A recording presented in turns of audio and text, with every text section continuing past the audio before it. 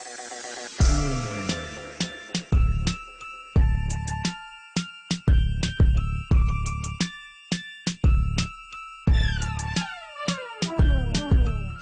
este Robert Sandu, este proprietarul acestei Dacia Logan. La prima vedere nu se văd decât niște jante foarte țipătoare. Se mai văd și niște discuri acolo de frână, dar cam atât. Înțeleg că mașina nu are un motor de Logan, ci un motor, spune tu mai bine? Un motor de Volkswagen Golf VR6 2800 de centimetri cubi. Wow!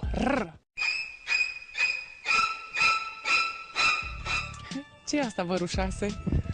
O glumă între mine și prieteni, VR6, am scos noi o poreclă pentru motorul vărul 6. Hai să începem cu începutul. Ai cumpărat-o acum cât timp? În urmă cu aproximativ 2 luni am cumpărat un Volkswagen Passat, special pentru motor. Iar la scurt timp, după nenumerase căutări, am vrut neapărat un Logan nelovit și cu puțini kilometri. Mi-am achiziționat și un Logan și pe urmă am început modificările. Am luat mașina fix în ideea de a o modifica. Am reușit să-i fac și suporți, toate adaptările necesare. Înainte să mă apuc, am măsurat cu o ruletă compartimentul motor, am măsurat motorul, am văzut că are loc. De acolo au fost detalii până la montare. Trebuie să specific faptul că Robert este inginer. Când ai terminat cu ea?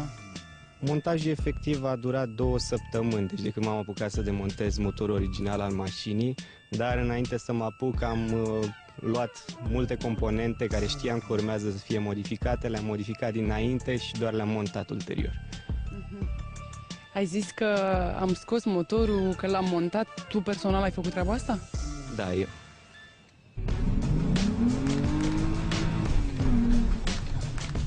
Ai avut ceva probleme? Au fost compatibile? Nu știu, că odată ce pui un motor de pe o altă mașină, cred că nu e atât de simplu, gata, dai cheie și pornește. Probleme nu au fost, dar mă așteptam la toate problemele care urmau să decurcă. Multe piese, într-adevăr, sunt făcute pe comandă, multe adaptări, dar am reușit până la urmă. Mă așteptam, știam în ce mă bag. Am căutat un motor cu cilindrie mare ca să fie o bază bună de start. Mașina nu va rămâne așa, va urma montarea unui turbo și puterea o să ridice pe undeva pe la 400 de cai. Și chiar vreau să întreb de ce ai ales să pui pe Logan? Va fi o întrebare inevitabilă. O să apară și pe site, că v-am băgat și pe site emisiunea și toți te vor întreba, dar de ce pe Logan? Înainte am avut o Dacia 1310, care i-am montat un motor de 2016 valve de Clio cu turbo, 220 de cai. A avut un impact mediatic foarte puternic și m-am gândit că să merg pe linia asta de mașină românească, stârnind simpatii.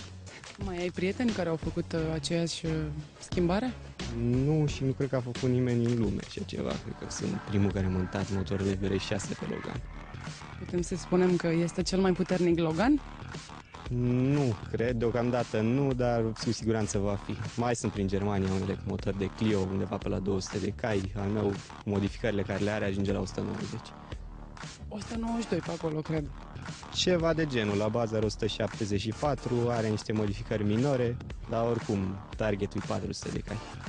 Apropo, Robert, de ce ai ales culoarea asta de jante? N-am ales o culoare, așa au fost cumpărate jantele, o să fie vopsite alb în curând, se par prea stridente. Nici al parcă nu merg. Ba, cred că da. Discurile de frână sunt de Renault Scenic, diametru 300 de mm, etrierele sunt de BMW, Brembo, de pe seria 7. Filtre, ce ai mai pus aici? Zi-mi tu, că mă uit oricum cam în calendar. Motorul e clasic, la bază, toată mecanica e de Volkswagen, inclusiv planetarele, cutia de viteze. Ce ar mai fi modificări pe spate, frânele sunt de Renault 19, de asemenea discuri și pe spate. Suspensia este KV reglabilă, de circuit, conferă o stabilitate sporită față de original.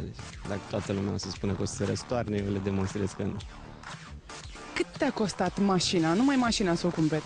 Mașina 3200 de euro, are în jur de 40.000 de kilometri avea, e nelovită, n-am avut nicio problemă cu ea. Iar motorul de Passat? Am dat tot Passatul înscris, a costat 900 de euro și cu ce am vândut după el, motorul mi-a ieșit aproape gratis. Ceva martori la bord, se aprind, ai vreo Defecțiune? N-am defecțiuni, funcționează absolut totul în bord, în afară de turometru și kilometraj. Având două impulsuri în plus de la motor, fiind în 6 cilindri, turometrul îmi indică cu 50% mai mult și viteza îmi indică mai puțin, cu vreo 25% din calculele mele.